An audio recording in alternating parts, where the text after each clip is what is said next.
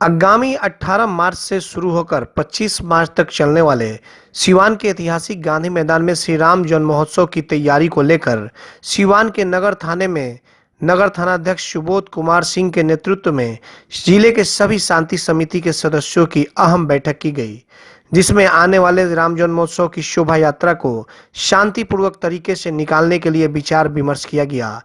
इस बैठक में सीवान के प्रखंड विकास पदाधिकारी, अंचलाधिकारी सहित जिले के तमाम बुद्धिजीवी लोग जैसे प्रमील कुमार गोप, कैलाश कश्यप, राजीव रंजन राजू सहित तमाम लोग मौजूद थे।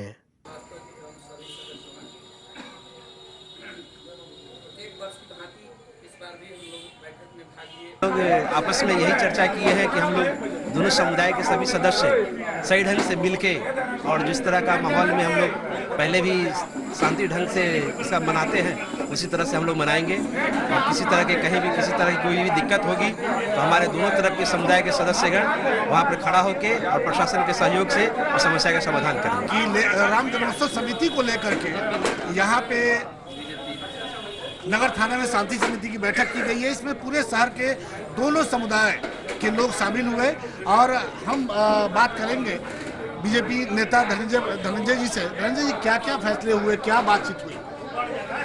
राम जन्मोत्सव के अवसर पर सभी लोगों को शांतिपूर्ण जुलूस निकालनी है और इस कार्यक्रम को सफल बनाना है। साथ ही साथ पिछले वर्ष 2016 में जो छोटी सी घटना घटी थी उसके लिए हम लोगों ने खेद प्रकट किया और थाना प्रभारी से यह आग्रह किया गया कि जो प्रति वर्ष 107 का नोटिस जा रहा है उसको नोटिस आप न करें, ताकि इससे ऐसा होने से जिस भक्त के यहाँ यह नोटिस जाता है उसके परिवार में इस बात का दहशत हो जाता है कि कहीं न कहीं छोटी घटना होती है तो मेरे बेटा का नाम, मेरे भतीजा का नाम निश्चित रूप से आएगा, इसलिए उसका मन इस कार्यक्रम में नहीं लगता है।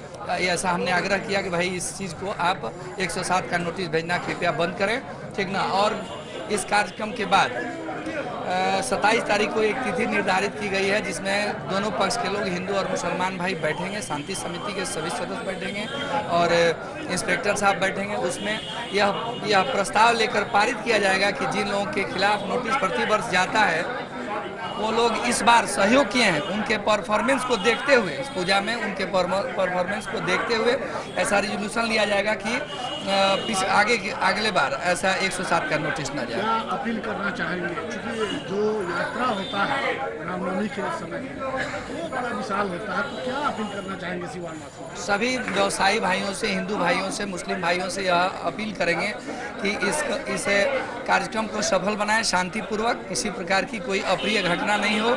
सीवान की धरती डॉक्टर राजेंद्र प्रसाद, मौलाना मजरुल हक की धरती है। हमेशा से यहाँ हिंदू मुस्लिम एकता कायम रहा है, इसको हमेशा बरकरार रखा जाए, बहाल रखा। और हम अब बात करेंगे शांति समिति के वरिष्ठ सदस्य मुमताज अहमद जी से। मुमताज जी, क्या कहना चाहेंगे? हम लोग हर साल की तरह इस साल भी राम जन्मोत्सव को मिलजुल कर निकालते चले आ रहे हैं और खैर खूबी से निकालते हैं, किसी तरह कोई बात और मिलजुल कर काम करते हैं।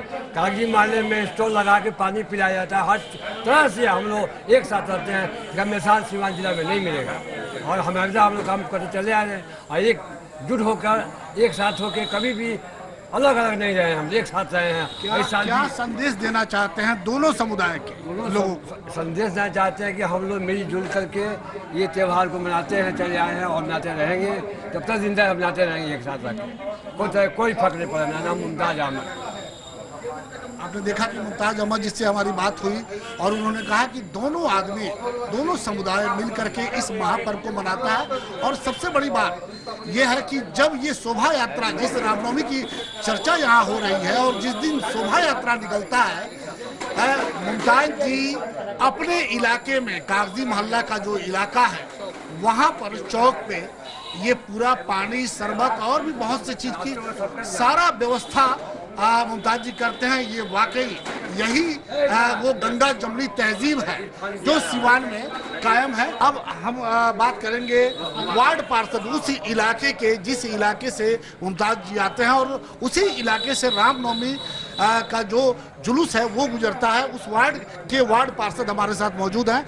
इरफान जी, रामनवमी का लेकर के यहाँ पे बैठक हुआ, आपने देखा कि दोनों समुदाय की तरफ से अच्छे सुझाव आए हैं, क्या कहना चाहेंगे आप? हम दोनों समुदाय से ये सुझाव देना चाहते हैं कि आपस में मिलजुल के इस शोभा यात्रा को अच्छा से संपन्न करें और मेरे तरफ से जो भी कागजी मोहल्ला मोड़ पे जो भी व्यवस्था होगा हम अच्छा से अच्छा व्यवस्था कर देंगे। देखिए, यही इस सिवान की खासियत है कि जब मुस्लिम समुदाय के लोग रामनवमी को लेकर के ये कहते हैं कि सभी लोग शांतिपूर्वक इस महापर्व को मनाएं, ये विशेषता है इस सिवान का। हम और लोगों से बातचीत करेंगे।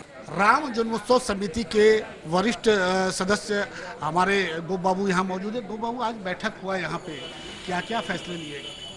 फैसला ये लिया गया कि प्रत्येक वर्ष की भांति इस वर्ष भी रामनवमी बढ़िया से मनाया जाए। साथ ही साथ 25 को शोभा यात्रा निकलेगा।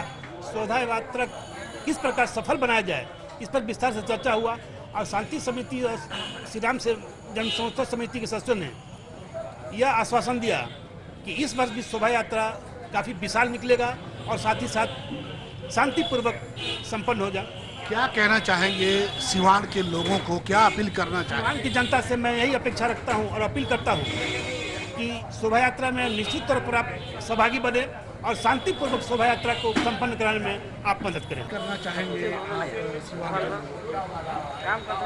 शांति समिति की बैठक के साथ साथ हमारे राम जन्म महोत्सव समिति की बैठक भी आज दिन में 1 बजे कार्यालय पर आहूत की गई थी और तत्पश्चात हम लोग यहाँ पर आए। इस बैठक के माध्यम से और आपके चैनल के माध्यम से हम यहाँ के जितने भी राम भक्त हैं और जो भी श्रद्धालु हैं और दोनों पक्ष के लोगों से यह अपील करते हैं कि आइए हम सब मिलकर इसको शांतिपूर्वक, सौहार्दपूर्वक, प्रेम से इसको मनावें। जिस दिन हमारी शोभा यात्रा निकले, दोनों पक्षों के लोग इस शोभा यात्रा में आकर उसकी शान बढ़ावें और एक समाज को एक मैसेज दें, संदेश दें। राम जन्मोत्सव का इस वर्ष का कार्यक्रम, इस वर्ष 41वां वर्ष का यह कार्यक्रम है।